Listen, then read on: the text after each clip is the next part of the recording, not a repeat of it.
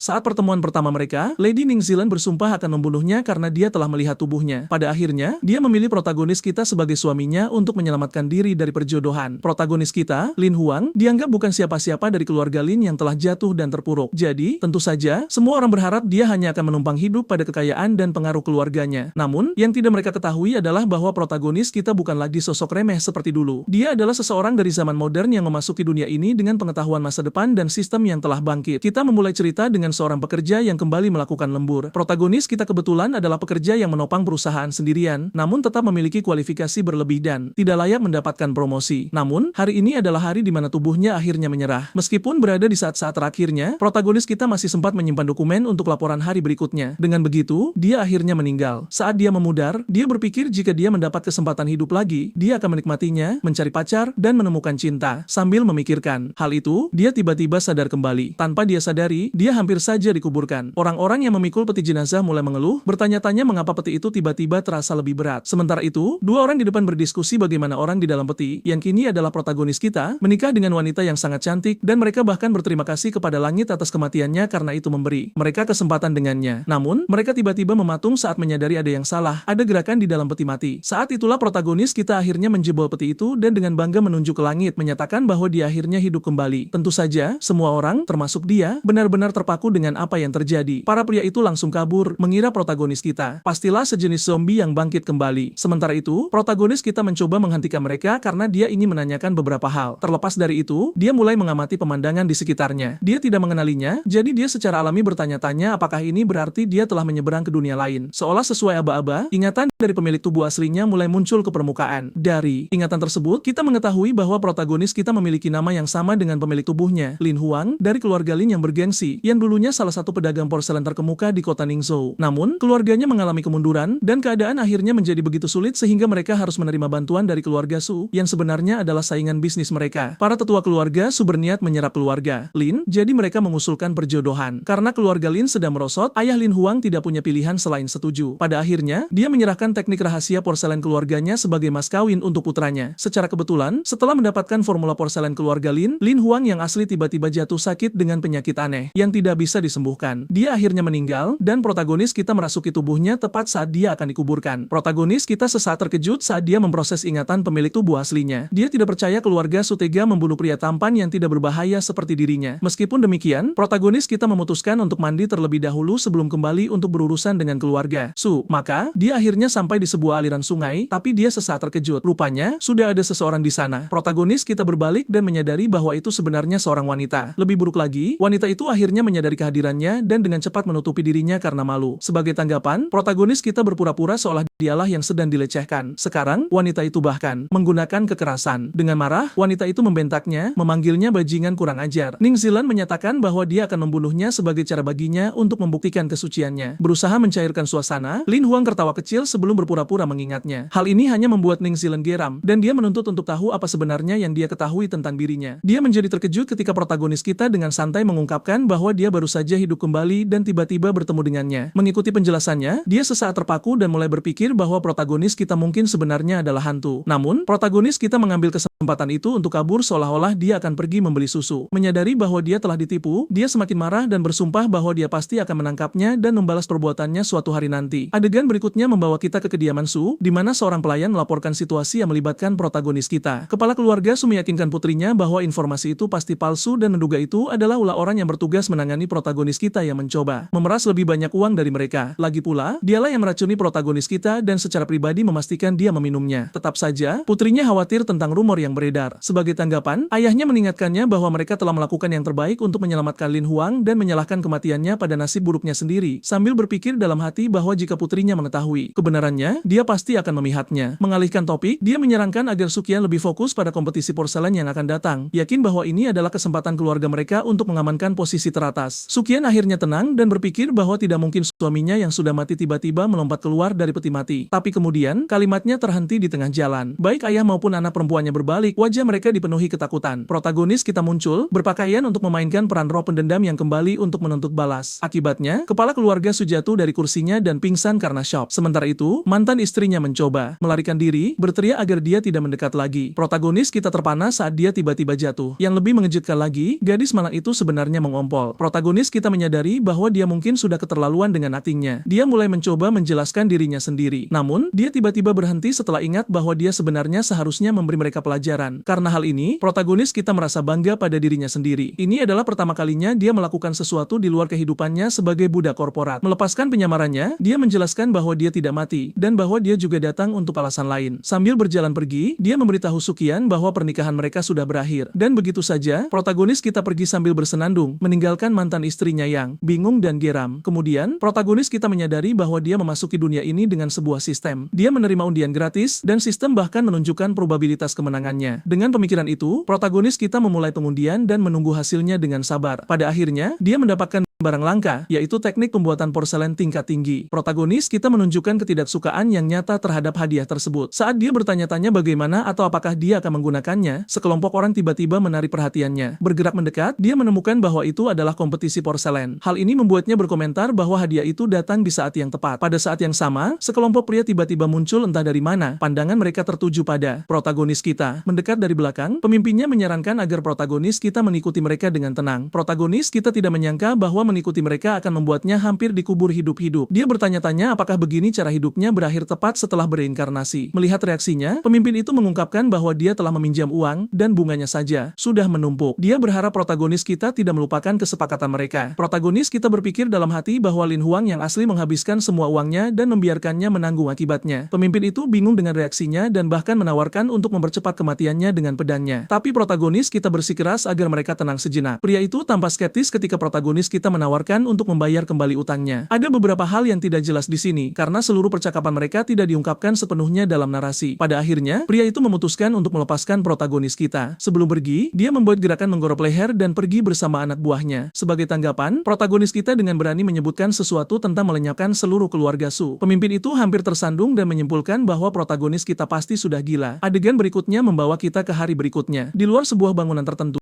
beberapa pria terlihat mencoba membuat seseorang terkesan. Di dalam, seorang pria yang mengikuti protagonis kita menjadi penasaran tentang apa yang sedang terjadi. Jadi, dia menjelaskan bahwa di distrik Linshan Huang, ada kontes bulanan. Pemenangnya mendapatkan waktu luang untuk dihabiskan bersama pelacur wanita tercantik. Pria itu kemudian berbisik kepada protagonis kita, menanyakan apakah rencananya untuk melunasi utangnya melibatkan penculikan Ling Ji untuk uang tebusan. Protagonis kita mencemooh gagasan kekerasan tersebut, mengungkapkan bahwa dia punya cara yang lebih baik. Saat itu juga, sebuah jendela terbuka lebar. Seorang pelayan wanita mengumumkan pemenangnya, dan tentu saja, ternyata itu adalah protagonis kita. Pria-pria lain menjadi marah ketika protagonis kita menjelaskan bahwa dia tidak punya niat untuk bertemu Ling Ji, dan sebaliknya memintanya untuk cukup membaca suratnya. Pria yang mengikutinya menjadi cemburu. Sementara itu, wanita cantik itu mengamati protagonis kita dengan penuh minat. Yang lebih menarik lagi, protagonis kita dengan percaya diri mengklaim bahwa jika dia melakukan persis seperti yang diinstruksikan dalam surat itu, dia akan menjadi idola yang dikenal di seluruh dunia. Adegan berikutnya membawa kita ke hari kompetisi porselen. Para pedagang sibuk mendiskusikan porselen keluarga Su, menyimpulkan bahwa itu adalah yang terbaik. Kepala keluarga Su berterima kasih kepada mereka atas pendapat jujur mereka. Saat itulah protagonis kita muncul. Dia mencemooh ucapan mereka, mengatakan porselen keluarga Su sangat ketinggalan zaman, sehingga anak-anak pun bisa membuatnya. Sebagai tanggapan, kepala keluarga Su bertanya apakah protagonis kita ingin melihat sesuatu yang baru. Ki kemudian mengungkapkan sebuah potongan porselen yang sempurna, dan semua orang mulai memujinya, menyebutnya sebagai mahakarya. Namun, protagonis kita dengan santai mengambilnya dan memeriksanya dengan skeptisisme yang nyata di wajahnya. Di sisi lain, kepala keluarga Su berasumsi bahwa protagonis kita pasti merasa menyesal. Lagi pula, dia menggunakan metode keluarga Lin yang dicuri untuk menciptakannya. Namun yang mengejutkan, protagonis kita secara terang-terangan menyebutnya sampah. Dia kemudian melemparkan porselen itu ke tanah, di mana porselen itu hancur saat berbenturan. Sukian dengan cepat bergegas untuk menopang ayahnya, sementara pria malang itu terkejut karena mahakarya keluarga mereka baru saja disebut sampah. Lin Huang menegaskan ucapannya dan secara santai mengungkapkan bahwa siapapun bisa membuatnya. Mengikuti pandangannya, kepala keluarga Su menoleh ke arah para pedagang di belakangnya. Seorang pedagang tiba-tiba menjadi sangat tertarik pada cuaca, sementara dua lainnya mulai mendiskusikan sesuatu yang sama sekali tidak relevan. Memotong pembicaraan mereka, protagonis kita menyarankan agar mereka berhenti, berpura-pura dan mengeluarkan karya mereka sendiri. Ternyata protagonis kita telah memberikan formula keluarganya kepada mereka, dan masing-masing dari mereka menunjukkan potongan porselen dengan desain yang mirip dengan milik kepala keluarga Su. Pada titik ini, pria malang itu hampir pingsan karena syok. Sementara itu, setiap pedagang mulai menyatakan terima kasih kepada protagonis kita, karena telah memberi mereka formulanya. Sebagai tanggapan, protagonis kita juga menghancurkan semua karya mereka. Hal ini membuat mereka terpana, bertanya-tanya apakah dia kecewa dengan hasil kerja mereka. Protagonis kita menjelaskan bahwa dia tidak peduli apa yang mereka mereka buat dengan formula itu, tetapi menambahkan bahwa porselen itu sendiri sudah ketinggalan zaman. Karena itu, dia mempersembahkan ciptaannya sendiri yang dibuat menggunakan metode yang sama sekali baru. Tentu saja, yang mempersembahkannya adalah teman wanitanya yang cantik. Wajar saja, orang-orang yang hadir terkejut melihatnya secara langsung. Ketika protagonis kita bertanya apakah dia benar-benar datang, Leng Ji menjawab bahwa dia memerintahkannya, jadi dia tidak berani membangkang. Dengan begitu, protagonis kita memutuskan sudah waktunya untuk mengungkap porselen yang akan mengejutkan dunia, bahkan 1000 tahun ke depan. Semua orang terpaku dalam kekaguman saat porselen itu diluncurkan. Protagonis kita telah menciptakan patung porselen Leng Ji, dan Leng Ji berpose di samping porselen tersebut untuk efek dramatis. Para penonton mengakui bahwa mereka belum pernah melihat yang seperti ini sebelumnya. Salah satu dari mereka bahkan menyebutkan bahwa dia hanya datang untuk mengamati, tetapi tidak pernah menyangka akan menemukan harta karun seperti itu. Menoleh ke protagonis kita, Leng Ji dengan sopan bertanya bagaimana dia berencana untuk menjualnya. Tertawa dengan percaya diri, protagonis kita memulai strategi penjualannya. Dia menyuruh mereka untuk memesan sekarang, membayar deposit 50%, dan barang mereka akan dikirim dalam waktu 30 hari. Hal ini segera membuat kepala keluarga Su mencemooh. Dia mengklaim bahwa protagonis kita tidak punya uang untuk produksi massal. Itulah sebabnya dia meminta deposit 50%. Dia menambahkan bahwa jika protagonis kita gagal memenuhi tenggat waktu, dia bisa dengan mudah melarikan diri dengan uang tersebut. Para penonton mulai setuju. Lagi pula, protagonis kita mengatakan porselen itu dibuat dengan tangan. Itu jelas butuh waktu. Belum lagi, membayar di muka dan menunggu pengiriman bukanlah keputusan yang bijak. Melihat hal ini, kepala keluarga Su menoleh ke pedagang lain dan bertanya apakah mereka akan membiarkan protagonis kita merusak reputasi seluruh industri mereka. Satu persatu, mereka mulai ragu, bahkan meminta maaf kepada protagonis kita. Kepala keluarga Su merasa senang dengan dirinya sendiri, mengira protagonis kita masihlah pemula yang naif. Mengabaikannya sepenuhnya, protagonis kita melangkah maju dan bertanya kepada para pedagang bagaimana mereka bisa begitu bodoh. Dia kemudian mengungkapkan rencana aslinya, yaitu memberikan desain porselen kepada mereka secara gratis. Selain itu, mereka dapat menyarankan desain khusus, dan dia secara pribadi akan memberikan desain tersebut kepada mereka. Para pedagang terpana dan mempertanyakan apakah ini tidak akan merugikan bisnisnya dalam jangka panjang. Karena itu, protagonis kita menawarkan sebuah kesepakatan. Dia hanya akan mengambil komisi 10% untuk setiap porselen yang terjual menggunakan desainnya. Namun, dia menegaskan satu hal. Penawaran ini berlaku untuk semua orang kecuali keluarga Su. Kepala keluarga Su segera membalas, mengatakan bahwa karena keluarga mereka berakar kuat dalam bisnis ini, mereka dapat dengan mudah mereplikasi desain tersebut dalam waktu 3 hari. Mendengar hal ini, protagonis kita berpura-pura berpikir sejenak sebelum menjatuhkan kejutan lainnya. Dia bertanya apakah kepala keluarga Su juga bisa mereplikasi produk berikutnya. Mengambil kesempatan itu, protagonis kita mengungkap apa yang bisa menjadi tren besar berikutnya. Yang mengejutkan semua orang, dia memperlihatkan sebuah figur boneka Leng Ji. Jika sebelumnya mereka terkesan, sekarang mereka benar-benar kehilangan akal. Protagonis kita mengambil kesempatan untuk menjadi tenaga penjual sepenuhnya, menjelaskan fitur boneka itu secara mendetail. Lebih mengejutkan lagi, boneka itu dilengkapi dengan berbagai pakaian modern. Penjelasan itu saja sudah terlalu berat untuk ditangani oleh pria-pria di era ini. Melihat reaksi mereka, protagonis kita dengan percaya diri menetapkan harga awal sebesar 290 perak. Namun, sebelum dia selesai berbicara, seorang pemuda kaya melemparkan sekantong kain emas, menyatakan dia akan membeli semuanya. Segera setelah itu, yang lain mulai melemparkan koin emas ke arah protagonis kita juga. Bahkan dia pun tidak menyangka mereka akan seantusias ini. Kembali ke para pedagang, protagonis kita menawarkan kesepakatan keanggotaan waktu terbatas dan menaikkan komisinya menjadi 30% dari penjualan mereka. Sementara itu, kepala keluarga Su dengan putus asa mencoba menghentikan semua orang, mengingatkan mereka akan aliansi lama mereka. Namun dia segera diabaikan. Lagi pula, tidak ada yang mau melewatkan kesempatan menghasilkan uang sebanyak itu. Kepala keluarga Su hanya bisa menonton, bertanya-tanya bagaimana semuanya bisa lepas kendali. Sebagai tanggapan, protagonis kita mengejeknya, bertanya apakah dia masih berpikir bisa mengendalikan segalanya dengan satu tangan sebelum dengan dingin mengatakan padanya bahwa zaman telah berubah. Dan, begitu saja, protagonis kita diumumkan sebagai pemenang kompetisi porselen karena konsep porselen barunya yang mengejutkan industri tersebut. Hasilnya, dia menerima 50 poin dari sistem setelah menyelesaikan tugas. Rupanya, ini adalah misi sejak awal. Terlepas dari itu, protagonis kita mulai pamer yang membuat jengkel beberapa penonton, terutama kepala keluarga Su, sementara sekutu pedagangnya merasa canggung. Kemudian hari itu, protagonis kita mencatat perasaan senangnya setelah menerima hadiah dari kompetisi. Pikirannya terganggu ketika dia melihat seorang wanita tua. Tiba-tiba, wanita itu memegangi dadanya, dan sebelum protagonis kita mengerti apa yang terjadi, dia jatuh tersungkur ke tanah, membuatnya terkejut. Tentu saja, protagonis kita bertanya-tanya apakah ini hanya acting, terutama setelah dia memenangkan kompetisi. Namun, melihat wanita tua itu benar-benar gemetar dan kesulitan bernapas, dia mengamatinya dengan cermat dan menyadari ada sesuatu yang tidak beres. Lebih buruk lagi, dengan kondisinya saat ini, akan terlambat untuk mencari dokter. Protagonis kita mulai bertanya-tanya apa yang bisa dia lakukan. Sebuah ide tiba-tiba muncul di benaknya. Dia ingat sesuatu tentang sistem yang mengatakan dia bisa menukar poin dengan barang. Karena itu, dia membuka bagian obat di toko sistem. Setelah melihat-lihat, protagonis kita ragu-ragu untuk melakukan pertukaran. Menyelamatkan wanita itu akan mengharuskannya menghabiskan poin, dan dia bertanya-tanya apa yang akan dia lakukan jika dia mengalami masalah nanti dan tidak punya cukup poin untuk menyelamatkan dirinya sendiri. Menepis pikiran pemikiran itu, protagonis kita memutuskan untuk menjadi pahlawan. Dengan itu, dia melakukan pertukaran dan mendapatkan pil tersebut. Baru setelah memberikan wanita itu satu pil, dia akhirnya bisa bernapas dengan benar. Menyapanya dengan hormat, protagonis. Kita membantunya berdiri dan bertanya apakah dia baik-baik saja. Melihatnya dari dekat, wanita itu berterima kasih padanya, mengatakan bahwa dia akan tiada tanpa bantuannya. Protagonis kita menanggapi dengan memberinya sisa pil, bersikeras agar dia meminumnya setiap kali gejalanya muncul di masa depan. Wanita tua itu menghargai kebaikan tersebut, karena dia tidak punya banyak harta, dan baru saja pulang dari kuil, dia memberikan protagonis kita sebuah simpul hias, menambahkan bahwa yang satunya lagi adalah untuk putranya. Memperhatikan protagonis kita pergi, dia berkomentar bahwa masih ada orang baik di dunia ini. Kemudian pada hari yang sama, protagonis kita akan melunasi utangnya. Dia bahkan menambahkan tip untuk jerih payah mereka. Namun, penagih utang itu menggelengkan kepalanya, mengungkapkan bahwa protagonis kita telah membuat marah orang yang salah. Protagonis kita sudah menduga hal itu, jadi dia langsung bertanya berapa banyak keluarga membayar pria itu untuk membunuhnya, menawarkan untuk membayar 3 kali lipat. Namun, pria itu mengungkapkan bahwa Sukian akan menikah dengan penguasa kota. Dengan kata lain, ada hal-hal yang tidak bisa diselesaikan dengan uang. Setelah mengatakan ini, pria itu meluncur lurus ke arah protagonis kita. Setelah menebas protagonis kita dengan pedangnya, pria itu menyarungkannya kembali. Namun, protagonis kita sesaat bingung saat dia menatap telapak tangannya, tetapi segera menyadari bahwa pakaiannya robek. Rupanya, pria itu mengincar rekan-rekannya sendiri, salah satunya memanggilnya pengkhianat. Sebagai tanggapan, pria itu menghilang, dan dalam sekejap mata, dia membunuh semua rekannya. Melihat hal ini, protagonis kita memuji ilmu pedangnya, mengatakan bahwa pria itu pasti bisa menjadi pendekar pedang nomor 1 di dunia. Namun, pria itu menyuruh protagonis kita untuk tidak banyak bicara, menanyakan apakah dia tahu mengapa dia diampuni. Protagonis kita ingat kata-kata wanita tua itu dan menghubungkan semuanya. Pada akhirnya, dia menyimpulkan bahwa pria di depannya adalah putra wanita tersebut. Tetap saja, karena dia tidak akan mati, pria itu memerintahkan protagonis kita untuk membayar 3 kali lipat dari jumlah yang dijanjikan keluarga Su. Protagonis kita hanya bisa mengeluh betapa tidak adilnya dunia ini, bahkan setelah menyelamatkan ibunya, pria itu masih berani memerasnya. Tetap saja, Ki bersyukur masih hidup dan berpikir tidak ada yang bisa merampoknya saat ini. Tapi saat itu juga, dua perampok tiba-tiba muncul entah dari mana dan menuntut agar dia menyerahkan semua barang miliknya. Protagonis kita sesaat terdiam melihat hal ini. Rupanya, dia berbicara terlalu cepat. Sekarang, dia diikat sambil bertanya kepada para perampok mengapa mereka perlu mengasah pedang. Padahal mereka bisa membicarakan segalanya baik-baik. Salah satu dari mereka, dengan marah, menjawab dan menyuruh protagonis kita untuk diam. Karena dia tidak punya uang, mereka berencana memotong-motongnya dan menjual bagian tubuhnya. Protagonis kita meledak, menanyakan apakah mereka tahu dengan siapa mereka berurusan, mengklaim bahwa dia adalah orang terkaya di kota Ningzu dan menantu keluarga Su. Karena hal ini, para pria itu menepi untuk berdiskusi. Pada akhirnya, mereka menyimpulkan bahwa dia mungkin mengatakan yang sebenarnya dan mulai berencana menggunakannya untuk menyelinap ke keluarga Su dan mengambil uangnya sebagai ganti. Dengan pemikiran ini, sikap mereka berubah dan mereka mulai meminta maaf kepada protagonis kita. Melihat bahwa mereka termakan aktingnya, protagonis kita ikut bermain, menawarkan untuk memberi mereka hadiah begitu dia kembali ke kediaman Su. Dia bahkan menuntut agar mereka membawakannya makanan sambil memikirkan cara untuk kabur begitu dia melihat ada kesempatan. Sementara itu, di dalam kamp perampok yang sama, pelayan keluarga Su menawarkan hadiah kepada pemimpin perampok untuk menyingkirkan seseorang. Perampok sebelumnya, yang ternyata adalah bawahannya, mengamati poster itu dengan cermat dan menemukan bahwa orang di dalamnya terlihat sangat familiar. Saat itulah salah satu dari mereka menyadari bahwa orang itu sebenarnya adalah protagonis kita. Namun, pelayan keluarga Su menjadi bingung ketika para bandit menyebut dia sebagai menantu, mengingat pernikahan tersebut sudah dibatalkan. Berbicara tentang protagonis kita, dia berjalan santai melewati perkemahan seolah-olah dia pemilik tempat itu. Seketika, pelayan keluarga Su berteriak dan menunjuk ke arahnya. Protagonis kita menatapnya dengan bingung, berating seolah dia tidak tahu orang yang dibicarakan pria itu. Dia mencoba mencari alasan untuk pergi, tetapi seorang bandit langsung menghentikannya. Kemudian, protagonis kita diikat di tengah perkemahan. Pemimpin bandit bergerak untuk membunuhnya, mengatakan bahwa lain kali dia harus berinkarnasi sebagai seseorang yang kuat. Namun, protagonis kita lebih fokus pada sistem. Sebuah notifikasi muncul memberitahunya bahwa sebagai bagian dari paket pemula, jika dia mati, dia akan terlahir kembali. Tetapi semua hadiahnya akan diatur ulang dan mendapatkan poin akan menjadi sangat sulit. Dia berpikir akan sia-sia jika menggunakannya seandainya ada seseorang yang datang menyelamatkannya. Omong-omong, seorang wanita tiba-tiba muncul dan menyelamatkannya. Wanita itu ternyata adalah Ning Zelan, dan mereka berdua sempat beradu pandang sejenak. Terlepas dari itu, dia membebaskannya dan menyarankan agar mereka menyelesaikan masalah mengintip nanti saja. Namun, sisa bandit mengepung mereka, bertanya apakah mereka pikir itu akan semudah itu. Bahkan pemimpin bandit menjadi bersemangat, mengatakan bahwa beberapa hari terakhir ini terasa sepi, dan akhirnya dia menemukan wanita cantik untuk menemaninya. Namun, pelayan keluarga Su justru mengenali wanita itu. Tepat saat itu, salah satu satu anak buahnya bertanya apakah tadi terjadi gempa bumi. Bawahan langsung pemimpin bandit menunjuk ke suatu arah. Ternyata, Ning Zealand datang membawa pasukan. Melihat ini, mereka segera menyerah tanpa perlawanan. Saat mereka mulai ditangkap, pemimpin bandit berpikir dalam hati bahwa ini mungkin akhir dari mereka, karena mereka telah menyinggung Ning Zealand yang kebetulan adalah pemimpin mereka. Protagonis kita memperhatikan bahwa sang pemimpin sedang merencanakan sesuatu. Benar saja, pria itu menyiapkan kunai di balik punggungnya sebelum melemparnya, tepat ke arah Ning Zealand. Protagonis kita segera bereaksi, melangkah di depannya. Dia terkena serangan tepat saat pemimpin bandit itu diringkus. Sementara itu, Ning Zealand merasa kaget saat melihat darah hitam, meyakini bahwa kunai itu beracun. Akibatnya, protagonis kita segera dilarikan ke kediaman Ning. Dalam perjalanan, ketakutan Ning Zealand secara bertahap meningkat saat menyadari racun itu menyebar dengan cepat. Dia tahu jika dia tidak melakukan sesuatu, protagonis kita pada akhirnya akan mati. Namun, dia merasa malu untuk melakukan kontak fisik. Dia dengan cepat menggelengkan kepala untuk kembali fokus. Bagaimanapun, bukankah ini kesalahannya karena lengah dan membiarkannya berakhir? Seperti ini, dia bergerak untuk melepas pakaian pria itu, tidak tahu bahwa protagonis kita sudah berakting selama ini. Tentu saja, dia segera menyadari bahwa darah gelap itu hanyalah pewarna hitam. Melihat ini, protagonis kita mencoba melawak untuk menghindari kecurigaan. Kini, gadis malang itu menjadi bingung, bertanya apakah dia benar-benar tidak terluka. Inilah yang sebenarnya coba dihindari oleh protagonis kita, karena dia tidak bisa menjelaskan bahwa dia mendapat bantuan dari sistem. Dia mengklaim kepalanya sakit dan berpura-pura kehilangan kesadaran. Tentu saja, hal ini membuat Ning Zealand berharap bisa membunuhnya saat itu juga. Bagaimanapun, adegan beralih ke kediaman Ning. Seorang tabib melaporkan kondisi protagonis kita kepada Ning Zealand, mengatakan tidak ada yang salah dengannya dan kemungkinan besar dia pingsan karena syok. Pada saat yang sama, seorang pelayan melaporkan kepada Ning Zealand bahwa sang Count, ayahnya, ingin menemuinya untuk mendiskusikan hal-hal penting. Sebelum pergi, dia memberitahu protagonis kita untuk berhenti berpura-pura, menambahkan bahwa masalah mengintip itu sudah selesai. Mendengar itu, protagonis kita setuju dan menyarankan agar dia tinggal sedikit lebih lama, hanya untuk belajar lebih banyak tentang keluarga Ning yang bergengsi. Kemudian, di luar, protagonis kita berpikir dalam hati bahwa Ning Bohao memiliki kekuatan militer terbesar di kota Ningyao. Sebelumnya, pelayan menyapa Ning Zealand sebagai wanita muda yang menuntun protagonis kita untuk menyimpulkan bahwa dia adalah putri Ning Bohao. Saat berjalan, dia tidak sengaja mendengar dua pelayan berbicara tentang acara kembang api yang akan datang. Ketika salah satu dari mereka menyebutkan bahwa beberapa putra keluarga bangsawan akan datang untuk mengagumi Ning Zealand, protagonis kita mendengarkan lebih dekat. Dia tahu hubungan ayah Ning Zealand dengan bangsawan lain tidak terlalu baik, dan dia percaya inilah alasan mengapa Ning Zealand dipanggil oleh ayahnya. Menyela para pelayan, protagonis kita bertanya apakah kebetulan putra-putra bangsawan yang datang ke acara itu sudah menikah. Saat dia tahu bahwa mereka masih lajang, protagonis kita segera mengerti mengapa bajingan-bajingan itu datang. Dia langsung berlari untuk menemukan sang Count karena tidak ada seorang pun yang akan mengambil Ning Zealand darinya. Berbicara tentang Ning Zealand, dia bertemu dengan ayahnya dan bertanya mengapa dia ingin menemuinya. Pria itu memberitahunya bahwa para pangeran dari bangsawan besar akan datang ke kota Ningyao dan yang terdekat sudah tiba. Melihat putrinya tidak mengerti apa yang terjadi, dia memberikan sepucuk surat. Di permukaan, sepertinya para pangeran datang untuk perayaan kembang api, tetapi kenyataannya mereka datang untuk melamar. Ning Zealand langsung paham, pernikahan hanyalah sarana. Niat sebenarnya adalah mengambil wilayah kekuasaan dan pasukan milik keluarganya. Ayahnya mengangguk, menambahkan jika mereka menolak lamaran tersebut, dia khawatir para bangsawan akan bergabung untuk menyerang mereka. Omong-omong, salah satu pangeran, Putra Lahau, baru saja tiba dan meminta audiensi. Ayah Ning tidak menyangka pangeran itu akan setidak sabar ini. Terlepas dari itu, pintu terbuka dan Yang Lahau melangkah masuk. Pada saat yang sama, maharnya dengan hati-hati dibawa oleh anak buahnya. Melihat ini, ayah Ning mengerti apa yang terjadi, tetapi tetap bertanya mengapa si bodoh itu datang. Yang Lahau menjawab, memberitahu Count Ning tentang niatnya untuk menikahi putrinya dan berharap pamannya akan menerima. Ayah Ning Zealand memaksakan senyum, mengatakan dia senang pangeran datang untuk melamar, tetapi menambahkan bahwa pernikahan bukanlah masalah sederhana. Itu terjadi sampai sang pangeran mengungkapkan bahwa ide itu datang dari ayahnya. Tentu saja, Ning Zealand menjadi marah karena tidak ada orang di sini yang bodoh. Yang Lahau menyarankannya untuk tenang, menambahkan bahwa dia bukan orang jahat. Hanya saja baru-baru ini, banyak bangsawan memiliki masalah dengan ayahnya, dan menikah dengannya akan membuat segalanya hilang. Saat itulah protagonis kita memutuskan untuk turun tangan, mengatakan bahwa sayangnya, Yang Lahau terlambat satu langkah. Sebagai tanggapan, pria itu meliriknya dan menuntut untuk mengetahui siapa dia. Saat itulah protagonis kita dengan berani memperkenalkan dirinya sebagai suami Ning Zealand. Tentu saja, semua orang terpaku karena tidak percaya setelah mendengar ini. Sambil berteriak, Yang Lahau menuduh protagonis kita berbicara omong kosong dan menuntut untuk mengetahui kapan Ning Zealand memiliki kontrak pernikahan dengannya. Seketika, protagonis kita diringkus sementara dia memohon kepada calon ayah mertuanya untuk menjernihkan kesalahpahaman. Melihat ini, Ning Zealand langsung mengerti niat protagonis kita. Karena itu, dia berlari ke arahnya, sengaja bersikap penuh kasih sayang di depan semua orang. Untungnya, ayahnya mengerti niatnya setelah melihat gerakan tangannya. Jika tidak, pria itu mungkin akan terkena serangan jantung. Dengan ini, protagonis kita menyarankan agar Yang Lahau tidak perlu merasa sedih karena Ning Zealand sudah ada yang punya, dan sebagai tambahan, mereka berdua tidak berniat berniat untuk berpisah. Marah, pria itu mendorong protagonis kita ke samping, bersumpah bahwa dia akan mengingat ini. Ayah Ning juga menambahkan garam pada luka, dengan sarkastik menyarankan agar sang pangeran berjalan pelan, dan bahwa dia secara pribadi akan mengundangnya ke pernikahan putrinya. Tepat saat mereka tampaknya lolos dari bencana, protagonis kita tidak tahu bahwa dia sekarang harus berurusan dengan ayah mertuanya yang marah. Pria itu menuntut untuk mengetahui apakah bajingan ini ingin mati dan memberinya waktu beberapa menit untuk menjelaskan dirinya sendiri. Protagonis kita menjawab dengan menyuruh ayah mertuanya tenang sebelum dia memulai penjelasannya. Keberaniannya benar-benar di tingkat yang lain. Di bab ini, protagonis kita mulai dengan memperkenalkan dirinya, mengungkapkan bahwa dia bagian dari bisnis porselen. Dia kemudian menyarankan agar sang kaun melihat lebih dekat untuk melihat apakah dia mengingat sesuatu. Pria itu menyipitkan mata dengan skeptis, tetapi sedetik kemudian, ekspresinya cerah saat dia mengingat protagonis kita. Ternyata, dia dulu berteman baik dengan ayahnya. Berkat ingatan sang tuan rumah, protagonis kita bahkan ingat bahwa kedua pria itu pernah sepakat tentang pernikahan di masa depan antara keluarga mereka. Karena ayah Ning Zilan praktis adalah pamannya,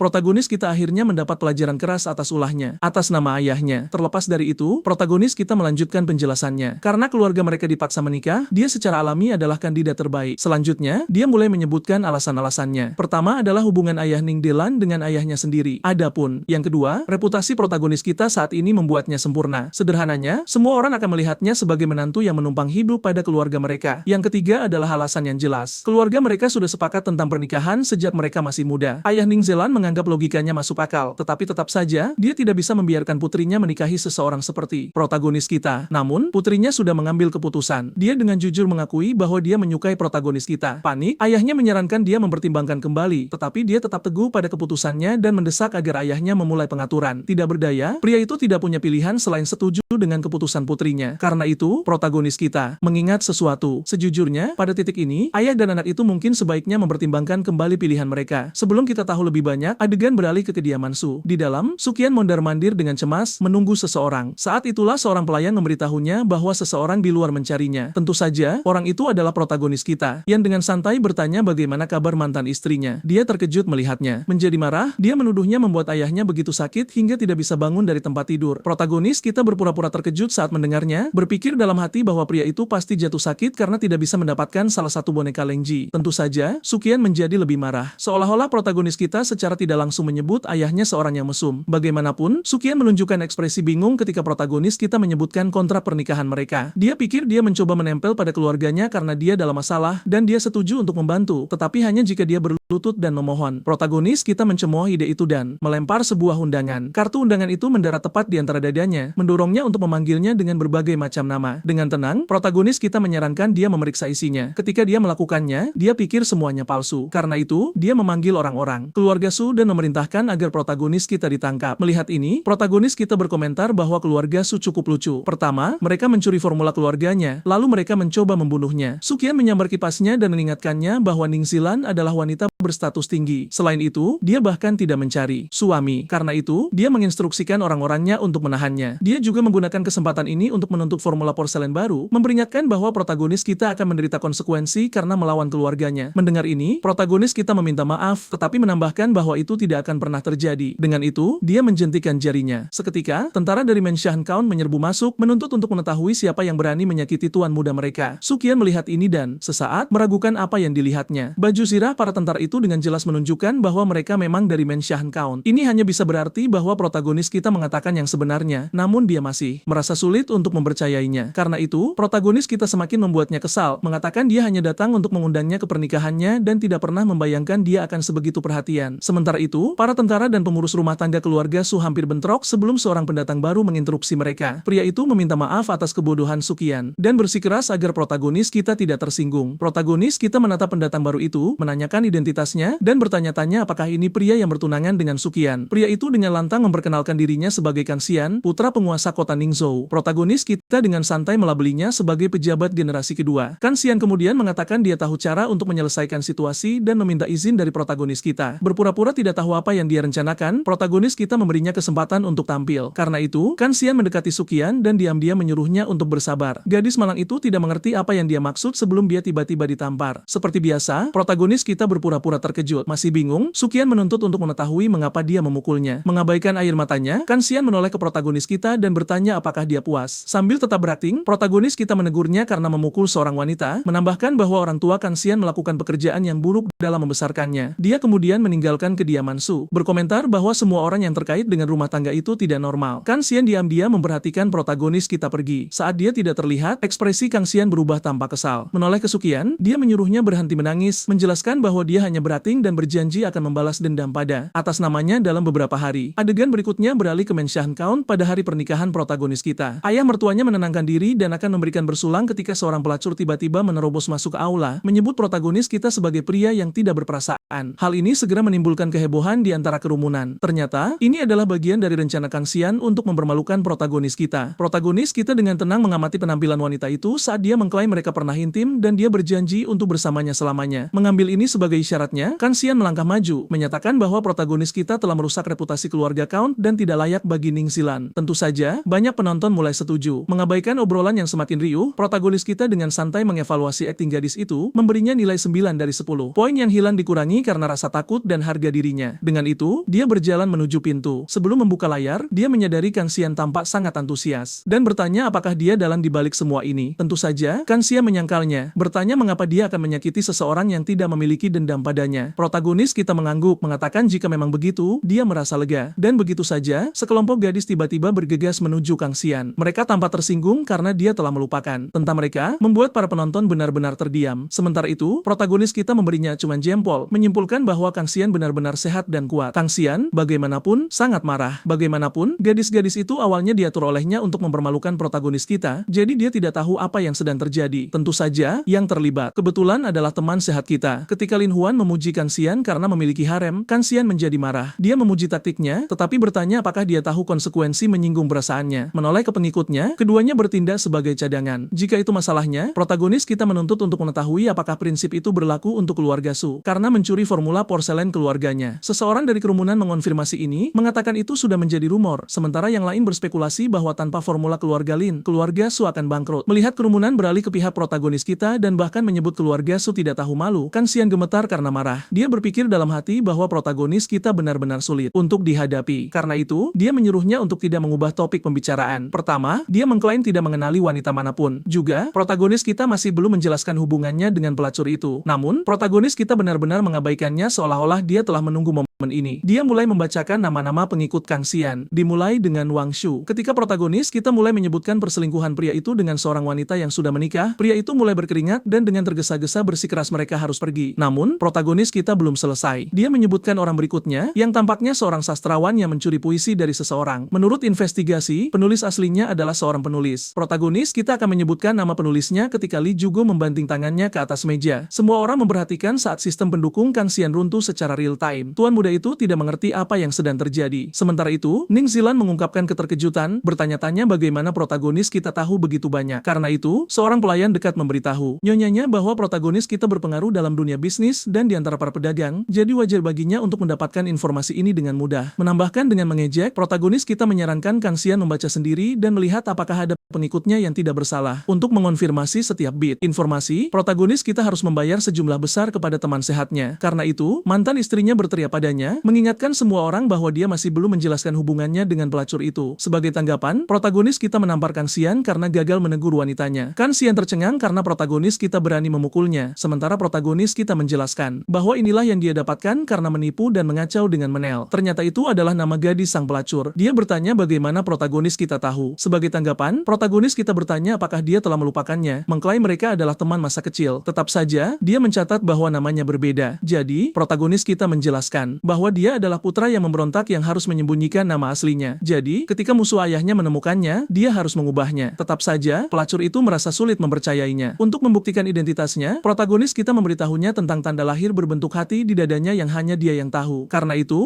dia percaya sepenuhnya padanya. Dia memeluk protagonis kita, lega akhirnya bisa bersatu kembali dengan teman masa kecilnya yang hilang. Protagonis kita berpikir dalam hati bahwa Lengji dan rumah bordil adalah tempat paling andal untuk mengumpulkan informasi. Karena itu, Menel menunjuk secara menuduh ke arah Kang Xian, mengungkapkan bahwa dia membuatnya bersaksi palsu melawan protagonis kita. Sekarang, kerumunan penonton tercengang dan menyimpulkan bahwa penguasa kota muda itu bukan orang baik. Bagaimanapun, ayah Ning turun tangan untuk meredakan situasi. Akibatnya, Kang Xian memutuskan untuk pergi lebih awal bersama Sukian. Namun, protagonis protagonis kita menghentikannya. Dia belum memberi mereka izin untuk pergi. Saat dia merobek desain porselen, dia menyatakan bahwa keluarga Su tidak lagi diizinkan menjual porselen menggunakan formula keluarganya. Adapun yang sudah terjual, dia menuntut kompensasi. Kang Xian membentaknya, bertanya apakah dia pikir dia orang besar dan mengapa mereka harus mendengarkannya. Protagonis kita mengabaikan komentar itu. Protagonis kita mengungkapkan koneksinya. Selain itu, dia mengumpulkan semua pedagang untuk mendirikan agensi paten bisnis pertama. Selanjutnya, dia sudah mengajukan teluhan. Jadi, jika keluarga Su mengabaikannya dan melanggar aturan, mereka tidak akan bisa berbisnis di masa depan. Su Qian menunjuk protagonis kita, menuduhnya bertindak terlalu jauh. Protagonis kita mengabaikan ledakannya dan memberi mereka izin untuk pergi karena dia sudah benar-benar selesai dengan mereka. Sekarang, ayah mertuanya terkesan dan bertanya-tanya apakah protagonis kita sengaja menyembunyikan kekuatannya selama ini. Kemudian, di kediaman penguasa kota, Kang Xian masih marah. Dia tidak menyangka protagonis kita telah memprediksi rencananya dan membuat tindakan balasan terhadapnya. Bagaimanapun, seorang wanita bersikeras dia tenang. Dia mengungkapkan bahwa dia telah membuat pengaturan. Dua masalah sulit yang harus segera dihadapi oleh protagonis kita. Dengan gigi terkatup, Kang Xian bersumpah untuk membalas penghinaan yang dia rasakan 10 kali lipat. Adegan kemudian beralih kembali ke kediaman Ning. Semua orang mulai mempersembahkan hadiah satu persatu, terutama para pengikut Kang Xian. Mereka benar-benar membawa uang dalam jumlah besar dan barang-barang mahal. Menoleh ke menantunya, ayah Ning mencatat bahwa dengan biaya paten tahunan dari agensinya, protagonis kita akan menjadi sangat kaya. Dia bahkan bercanda bahwa dia berharap putrinya akan mendapatkan bagian. Protagonis kita tertawa menanggapi, mengatakan dia tidak ada hubungannya dengan uang. Tepat saat itu, putra dari 4 keluarga bangsawan bergengsi diumumkan. Mereka berempat masuk dengan gaya seperti idola K-pop murah yang tidak lulus audisi pertama mereka. Seseorang berbicara positif tentang mereka, menyebut mereka bakat luar biasa dan mengatakan kehadiran mereka hanya meningkatkan reputasi keluarga Ning. Menyapa mereka dengan sopan, pelayan bertanya apakah para pemuda itu membawa hadiah. Salah satu dari mereka mencemooh penyebutan hadiah pernikahan, yang kemudian dijelaskan oleh pelayan bahwa ini adalah pernikahan nona muda mereka, jadi wajar saja jika mereka datang membawa hadiah. Karena itu, pria itu menjadi sombong, menuntut untuk tahu apakah wajib membawa hadiah, terutama untuk pengantin baru seperti protagonis kita, yang dia sebut sebagai sampah. Tentu saja, semua orang, termasuk ayah Ning, terkejut dengan ucapan itu. Namun, protagonis kita tetap diam seolah sedang menonton pertunjukan badut di atas panggung. Merasa sedikit tersinggung, pelayan Ning mengingatkan mereka bahwa ini adalah perayaan pernikahan dan menyarankan untuk menyelesaikan dendam apapun dengan protagonis kita secara pribadi. Jika tidak, dia bersikeras agar mereka pergi. Tentu saja, mereka tidak akan pergi karena datang untuk sesuatu yang penting. Sang pemimpin dengan berani menyatakan niatnya untuk menikahi Ning Zealand. Ayah mertua protagonis kita sudah muak dan menjadi sangat marah. Namun, protagonis kita menghentikannya, bersikeras agar dia tenang karena dia sendiri yang akan menangani mereka. Saat dia mendekat, kelompok itu mulai mengejeknya, menanyakan apakah sampah ini mencoba menumpang hidup pada Ning Zealand dan keluarganya, memanggilnya pria yang tidak memiliki kebajikan. Protagonis kita tidak menanggapi hinaan itu dan malah diam-diam memikirkan cara untuk menghadapi para badut ini. Menurut penyelidikan mereka, para bangsawan percaya protagonis kita tidak berpendidikan dan terlibat dalam skandal yang tidak diketahui oleh keluarga Ning. Karena itu, kelompok tersebut menantangnya ke sebuah kontes untuk membuktikan dirinya. Dengan pemenang berhak melakukan apapun yang mereka inginkan. Protagonis kita menganggap taruhan itu menarik dan meminta konfirmasi. Saat mereka mengonfirmasinya, protagonis kita tiba-tiba memukul yang bermulut paling besar, membuatnya terpental. Melihat hal ini, protagonis kita mencemooh gelar mereka. Dia menjelaskan bahwa untuk diakui atas kebajikan dan bakat, tuan muda seharusnya terampil dalam seni bela diri dan sastra. Namun salah satu dari mereka dengan mudah tumbang hanya dengan satu pukulan. Tentu saja, para bangsawan muda itu menjadi geram setelah mendengar ini, mengklaim bahwa protagonis kita membual omong kosong. Karena itu, protagonis kita menghunus pedangnya dan secara resmi menantang mereka. Karena mereka besar mulut, saatnya membuktikannya dengan keterampilan pedang. Tentu saja, para bangsawan muda itu ketakutan melihat bilah pedang tersebut. Protagonis kita kemudian menendang orang yang masih tergeletak di lantai. Dia menyebut mereka sekelompok badut yang tidak pernah bekerja sehari pun dalam hidup mereka atau mencapai apapun atas usaha sendiri. Namun anjing-anjing ini berani datang ke pernikahannya untuk membuat kekacauan. Pria yang di lantai itu angkat bicara, mengatakan dia tidak akan menerima penghinaan ini sambil terus melontarkan hinaan pada protagonis kita. Protagonis kita membalas dengan mengingatkan mereka bahwa pemenang berhak melakukan apapun yang diinginkannya. Tentu saja, itu adalah taruhannya dengan asumsi protagonis kita menang. Karena mereka jelas-jelas sekelompok pengecut dalam adu pedang, protagonis kita memutuskan untuk mengalahkan mereka dalam aspek sastra sebagai gantinya. Dengan itu, dia mengambil sebuah buku dan berpura-pura membaca darinya, bersikeras agar semua orang mendengarkan karena protagonis kita akan menjatuhkan bom abad ini. Protagonis kita menunjukkan bakat puitisnya, dan setiap kata yang dia gunakan sangat elegan sehingga pelayan wanita keluarga Ning menganggap maknanya sangat indah. Saat dia mencapai bagian yang berkaitan dengan perang, itu beresonansi mendalam dengan ayah mertuanya. Pada akhirnya, istrinya berkomentar bahwa suaminya tidak sepenuhnya tidak berguna. Sementara itu, protagonis kita menikmati semua perhatian sebelum melemparkan buku itu ke putra bangsawan yang bermulut paling besar. Melihat suasana menjadi canggung, ayah mertua protagonis kita meledak dalam tawa keras, memuji puisi itu sebagaimana yang diharapkan dari pria pilihan putrinya. Karena itu, dia melemparkan senjatanya ke protagonis kita. Ternyata, pedang itu adalah hadiah dari raja, dan sekarang protagonis kita diberitahu bahwa dia akan menemani ayah mertuanya ke medan perang. Protagonis kita hanya bisa bertanya-tanya ada apa dengan semua ini. Dia hanya membacakan sebuah puisi. Jadi mengapa dia tiba-tiba dikirim ke medan perang? Tiba-tiba, ayah Ning mengomentari gaya puisi tersebut. Protagonis kita panik mendengarnya. Gaya puisinya benar-benar unik dan berbeda dari yang lain, sedemikian rupa sehingga bisa disebut sebagai mahakarya, sebuah karya klasik sepanjang masa. Tentu saja, bagian itu sudah jelas, karena puisi itu sebenarnya berasal dari karya para penyair kuno. Lebih jauh lagi, puisinya telah memaksa mereka untuk merenung, membuat mereka menyadari bahwa bakat puitis mereka sendiri hanyalah sampah jika dibandingkan. Tanpa interupsi lebih lanjut, pernikahan berlanjut. Mereka membungkuk pada langit dan bumi, lalu satu sama lain. Sekarang, saatnya untuk acara utama. Karena protagonis kita tidak memiliki orang tua yang hadir, dia langsung bergegas ke kamar pengantin. Akhirnya tiba saatnya baginya untuk menikmati malam pertamanya. Adegan beralih ke kamar pengantin. Seperti yang diharapkan, protagonis kita sangat bersemangat. Namun, Ning Zealand segera menghentikannya, mengira dia akan melakukan sesuatu yang tidak pantas. Berakting dengan tulus, protagonis kita bersumpah dia tidak memiliki niat nakal atau nafsu. Jika dia punya, dia bahkan mengatakan petir harus menyambarnya. Karena itu, istrinya memberinya tatapan skeptis, membuatnya cepat meminta maaf dan menyarankan agar mereka tidur saja. Tiba-tiba, istrinya mendorongnya ke samping untuk menghindari proyektil yang datang. Protagonis kita segera menjadi geram, tetapi istrinya dengan tenang memotongnya. Ternyata, protagonis kita tertangkap basah dalam tindakannya sendiri, memicu sang istri untuk memperingatkannya bahwa dia akan memotong tangannya jika dia tidak melepaskannya. Orang yang melemparkan proyektil itu berharap protagonis kita memanfaatkan informasi itu dengan baik. Apakah dia hidup atau mati, semuanya tergantung padanya. Protagonis kita dan Ning Zealand menemukan bahwa kunai tersebut memiliki pesan yang terlampir. Ning Zealand menjelaskan bahwa itu adalah pesan transkripsi dan peringatan tentang upaya pembunuhan terhadap protagonis kita. Selain itu, pembunuh yang datang adalah Jin Bu Huan, seorang pembunuh kelas atas dan ahli senjata rahasia. Tingkat keberhasilannya tinggi, dan dia dicari oleh banyak pemerintahan. Karena itu, protagonis kita berpikir dalam hati bahwa orang yang menyampaikan peringatan itu pastilah putra wanita tua itu, Zhao Qi. Dia tidak menyangka dia akan semurah hati ini. Protagonis kita memutuskan untuk bertindak, membuat Ning Zealand bingung dan cemas, menyadari betapa berbahayanya hal itu. Ketika protagonis kita mengatakan kepadanya bahwa dia bukan tipe orang yang hanya duduk diam menunggu untuk ditangkap, dia mengingatkan protagonis dengan siapa mereka berurusan. Sebagai tanggapan, protagonis kita hanya berbalik dan bersikeras agar istrinya mempercayainya. Ning Zealand menganggapnya tampan, tetapi menyadari bahwa rencananya pasti melibatkannya. Larut malam itu, ketika seorang penjaga memeriksa rekannya, pria itu tiba-tiba mengungkapkan senjata rahasianya. Dia dengan cepat membereskan penjaga yang berjaga dan memasuki halaman. Jin Bu Huan melihat bahwa keamanan sangat ketat, jadi dia secara alami berasumsi bahwa seseorang pasti telah membocorkan informasi kepada sang count, atau mungkin keamanan wilayah ini memang luar biasa ketat. Tepat saat itu, Ning Zealand mulai berteriak dari dalam. Saat para penjaga menyerbu masuk, dia mengungkapkan bahwa seseorang mencoba membunuh protagonis kita. Jin Bu Huan mengamati segalanya dan bertanya-tanya apakah pembunuh lain telah mendahuluinya. Dia melihat seorang pria dibawa ke depan. Untuk melancarkan aksinya, protagonis kita berpura-pura kesakitan. Tentu saja, Ning Zealand ikut bermain peran. Keduanya benar-benar serasi satu sama lain. Protagonis kita menuduh Jin Bu Huan mencoba membunuhnya. Semua orang bereaksi terkejut, termasuk Ning Zealand, meskipun jelas dia hanya berakting. Sementara itu, Jin Bu Huan yang asli menatap dengan kebingungan mutlak, bertanya-tanya apa yang sedang terjadi. Protagonis kita menginstruksikan para penjaga untuk mengangkat wajah bajingan itu agar dia bisa melihatnya dengan jelas. Saat wajahnya terungkap, semua orang terkesiap. Tidak ada yang bisa membayangkan pembunuh papan atas itu begitu buruk rupa. Sekarang masuk akal mengapa dia sulit ditangkap. Penampilannya saja bisa menakuti seseorang sampai mati. Jin Bu Huan yang asli menyadari bahwa protagonis kita berencana menghinanya agar dia menampakkan diri. Namun, ini memberikan kesempatan yang sempurna. Dia meluncurkan beberapa jarum ke arah protagonis kita.